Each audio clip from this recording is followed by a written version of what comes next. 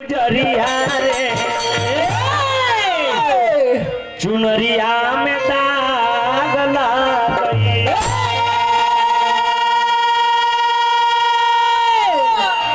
कैसे जाई बपिया के नगरिया हो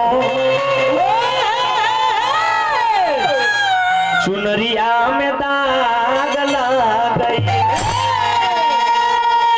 ब्लड फेंक देबो। हाँ ब्लड फेंक देबो कहत रे ना कलकारी पर मिलता बनियारी पर ना कमल बास करू ना मोच दल बने ये महाराज कमलबास जी कहते वो गायत्री ठाकुर जी के बाद समंता बाबू के अब के गीत गाइले हम एगो ना दो चार 10 गो गीत गाइले। हाँ 3 घंटा का लेकिन चढ़ाई से ना ना अभी 3 घंटा कीर्तन गावे का बा बाजना छपर वो के समंता करिले। अब तू अपना से परिचय बने लो हमने के गीत से परिचय बोलबो हो जा संगीत से वहां जानत है लेकिन भक्त भाव लागल बाबू एगो पति अपना पत्नी से बड़ा प्रेम करते रहे। ए चाचा जी पत्नी इतना झगड़ाहीन बाड़ी इतना झगड़ाहीन बाड़ी कि बेचारे केनियो से कीर्तन सजाम गा के आवत रहे तो झगड़े ठान देत रही बहुत तरह गीत संगीत में नहीं खे जाए के घर ही में रहे के बा केनियो से आवत रहे तो लड़त रहत रही। पति अपना पत्नी से समझावत रहे भैया भैया जी की तरफ से पुरस्कार दर्जे तो हमने का पाका ले बन जाऊ छाका ले बन। हां भीम यादव जी सैकड़ों पुरस्कार हार्दिक हार्दिक अभिनंदन। पति अपना पत्नी के समझावत रहे कि पत्नी अरे लड़ाई झगड़ा में कुछ नहीं है नहीं ना लड़ाई झगड़ा में कुछ है नहीं जहाँ है कुछ वहाँ तुमको लेकर चलते हैं। एक बार भगवान की भक्ति प्यार से करो।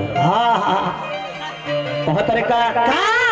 अभेलन मत हरे राम नाम के कलो ना भजनिया हो ये धनिया बेरा पार हो जाई।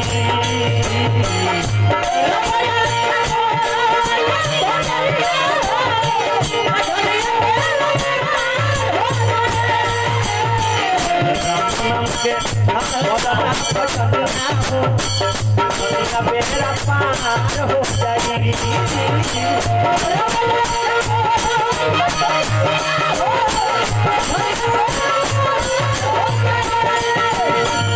राम नाम के बोला ना भजनिया हो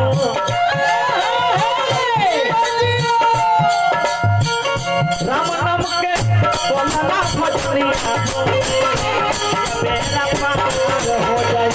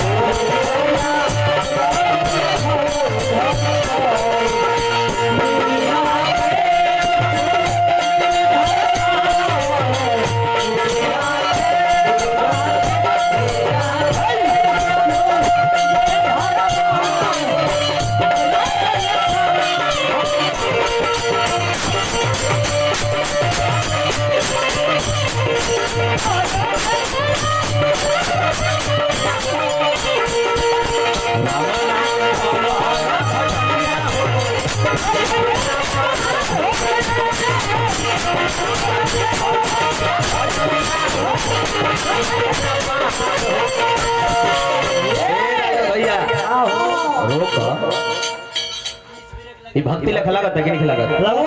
आनंद आवत है कि नहीं आवत। हां इके कर गावल तू बताओ बताओ त्रिभुवन जी त्रिभुवन में भक्ति में भाव होके के चाहे। हम तो पहले ही कोनी हो लेकिन भाव पर कौन तरीका से होला जिया रानी जी जेकर भावना जैसे जिसकी भावना जैसी उसके वैसी सोच। एगो तो बियाह में के पेड़ का कपड़ा है कपड़ा ओम प्रकाश सिंह वार्ड नंबर 4 के जिला पंचायत के पद प्रत्याशी बानी। सैकड़ों पुरस्कार हार्दिक हार्दिक अभिनंदन। बियाह में तो सरवानी अपन पहन के बड़ेगा 200 साल हो गई बियाह हो गइल बहन को 200 साल सरवानी हुए पहन के बड़े देखी अभी नहीं के भाई तब ठीक बड़ा हमारे जोड़ी बड़ा तो इनकर भैया का हो पैसा ले ली पैसा देख कलकारी पर मिला बबुआ की तरफ से पुरस्कार आंसू जी आंसू बाबू की तरफ से पुरस्कार हार्दिक हार्दिक अभिनंदन। माता सरस्वती से प्रार्थना करो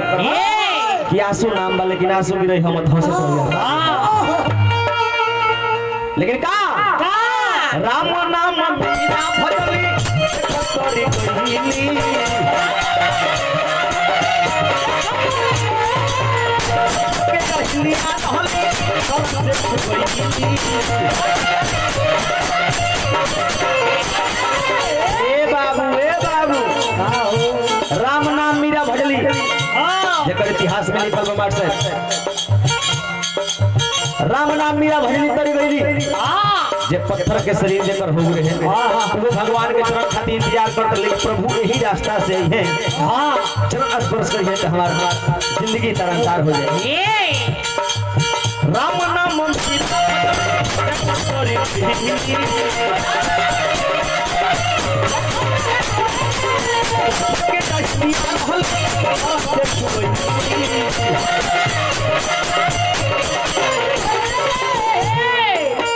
मिट्टी गई ए सपना सपना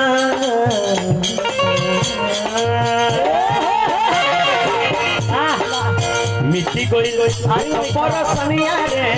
धनिया तेरा पार हो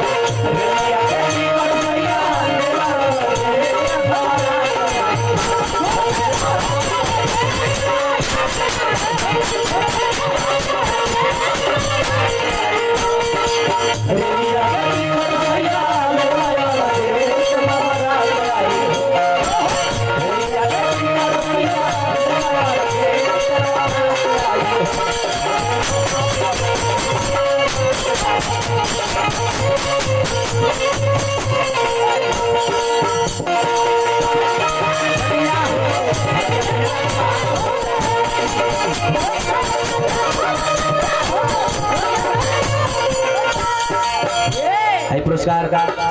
हमारे परम मित्र निवास यादव व्यास अरे सब कीर्तन के गवैया हमें सब निवास यादव निवास अनुशासन निदेश को मान बनाता है उतना ओवर एक्टिंग नहीं इतने में लोग आनंद हो जाए। निवास यादव व्यास जी की तरफ से पुरस्कार हार्दिक हार्दिक अभिनंदन। एगो कलाकार की तरफ से पुरस्कार मिलेला तो ये बुझा लगे डूबल पूंजी आ गई बुझा लगे हमरा कुछ गावे आवता तू चार बोलो दे दो अंतिम भाव बा राम नाम के अपना बोल से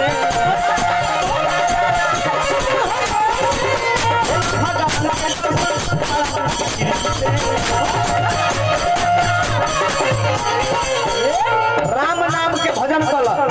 है सपना उधर क्या है इधर वहाँ देखो यहाँ देखा है वहाँ देखो है जो देख लिया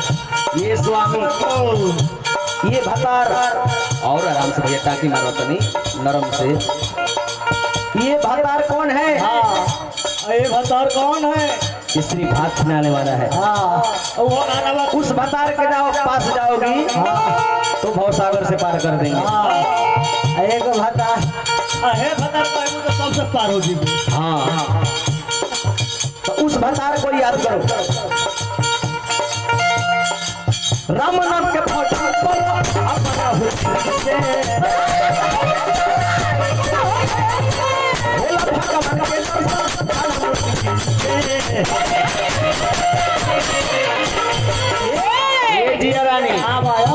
अरे संतोष के ए पगली रे अरे संतोष के मनिले ना कहनिया रे भैया बनारसी ठाट में आए धनिया बेरा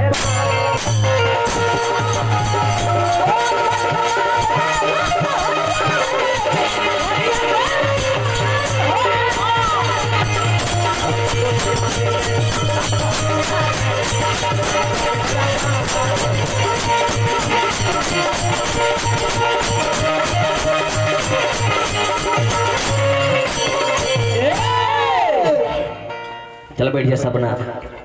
सैकड़ों सैकड़ों पुरस्कार कल्लू जी की तरफ से गोपाल नगर हार्दिक हार्दिक माता सब सतीश प्रार्थना के तरह राज करो हाँ मनियों से सुंदर कलाकार हो खलो चलिए चलिए हाँ कुछ विषय पे चला जा भाई तक था प्रसंग आवत रहे हाँ किरो सबने के समझ में आइए बोलिए बहुत जानकार हाँ बहुत सुंदर गावे में कमी नहीं है अरे वाल्मीकि जी जियत रहते तो खाले मर जीते गावे के बढ़िया गावत रहे लेकिन बिगाड़ सके जानत रहो के त्रिभुवन फिर बिगाड़ देते ई कौन सा लोग पढ़त रहे भाई ये कनी के वो कनी के ई कौन भाषा है अरे